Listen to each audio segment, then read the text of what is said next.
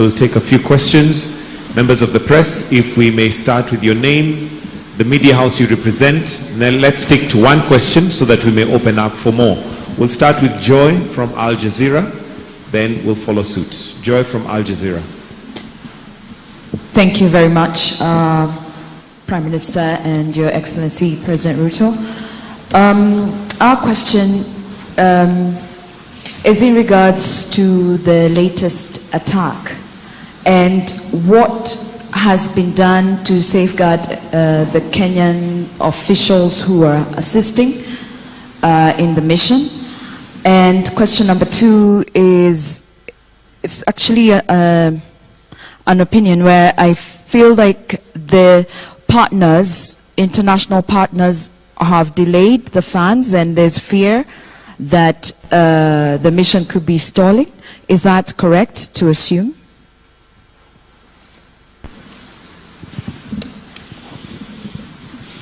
I think I'll allow, okay, do we take another question?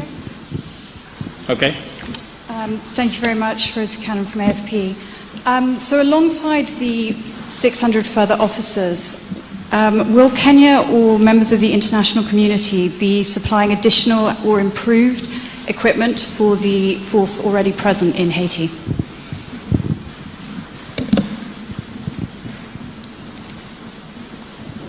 Okay, we can take those ones first, or thank you very much. I think I will allow Prime Minister to respond to the first question because he has the latest information on the attack that, as you've heard him speak to it, the response was the fastest that could have been assembled in a long time.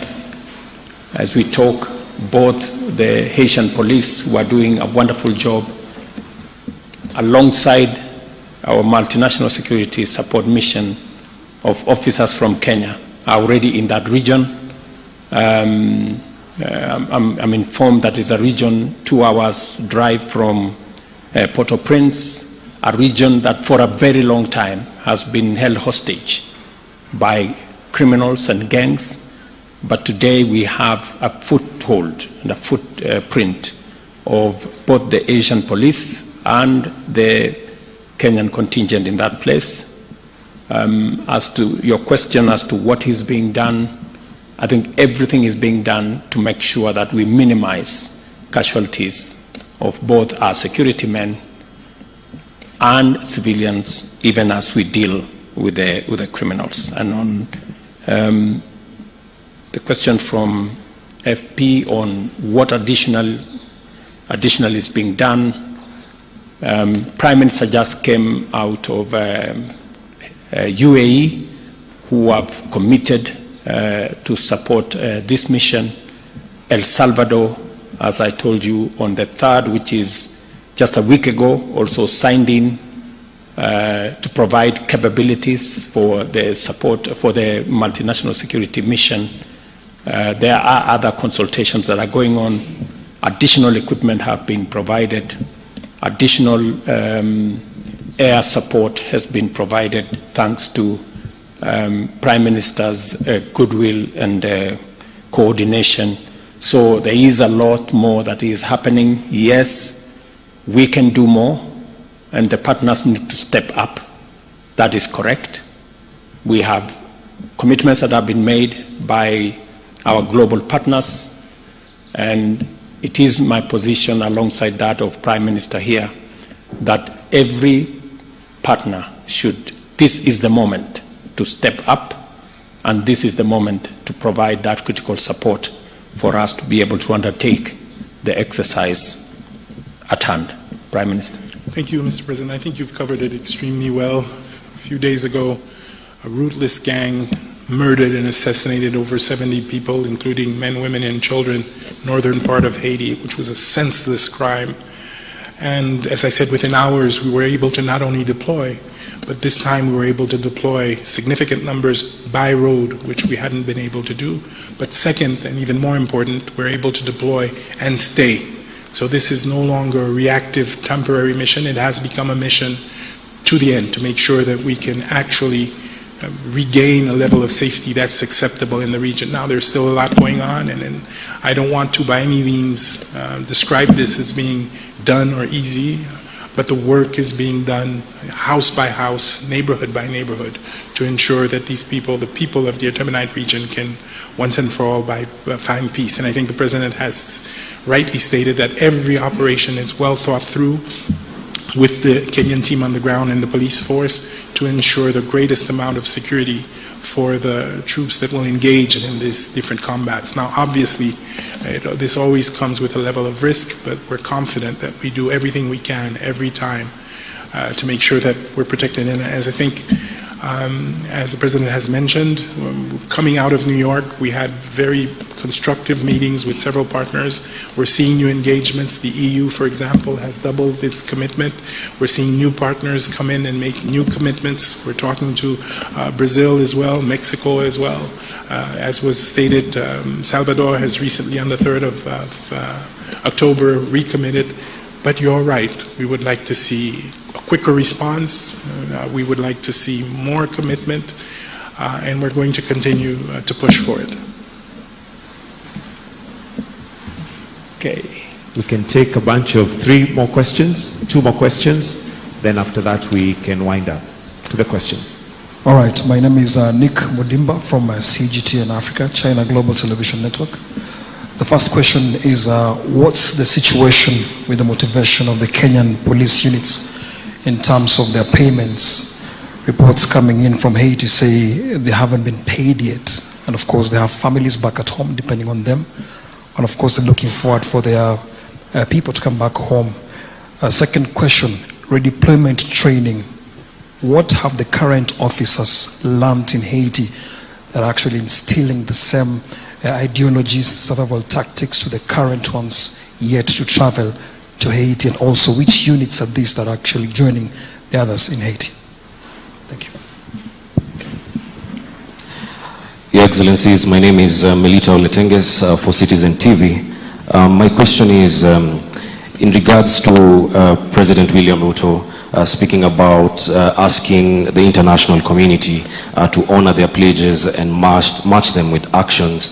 Perhaps is there a setback for human resources, especially in the MSS, when you're saying that we are working leaner in terms of resources? Has there been a setback in terms of remunerating the operatives on ground? Thank you. Your Excellency, my name is Nyaboga Kiage from Nation Media Group. My question is, for the longest time, people in Haiti have been claiming that the Kenyan officers do not leave their camp. How true is that? Thank you.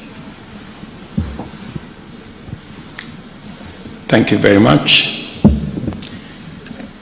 I think all those questions you've asked are interconnected in some way. There is information that I can provide to you on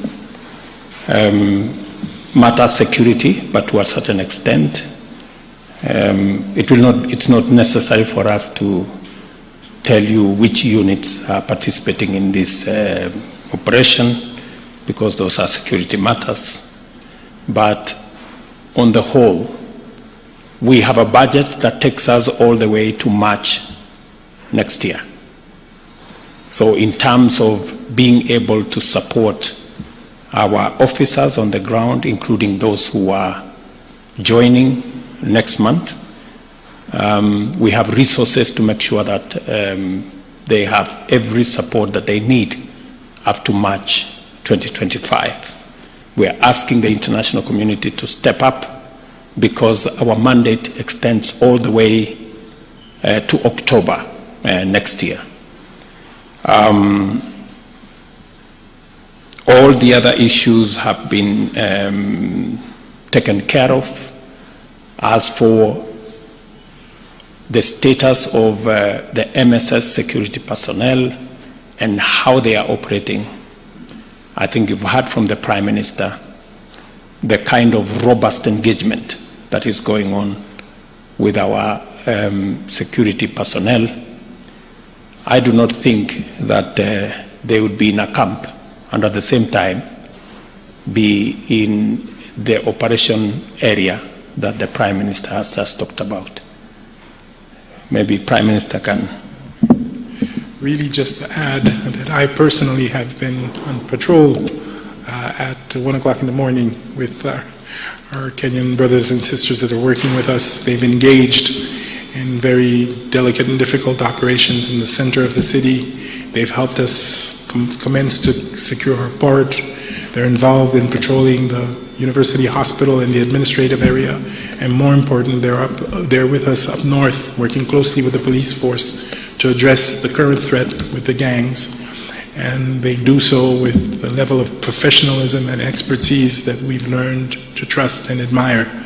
So I can tell you safely that no, we are engaging. The leadership is also very much engaged with the leadership of the police force in strategic thinking, in understanding, in collecting intelligence, and finding out how to use it more effectively. So that exchange is also helping build up the capacity of the Haitian force itself.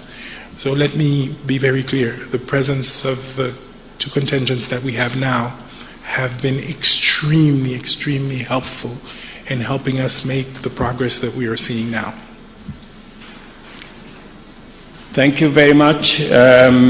Just so that you know, we've had Prime Minister and we had different meetings in Washington at the sidelines of the UN General Assembly.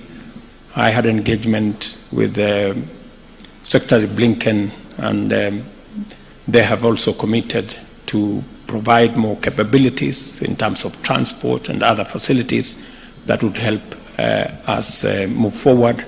I must commend Prime Minister that 11 days ago, schools were opened in Haiti after a very long time.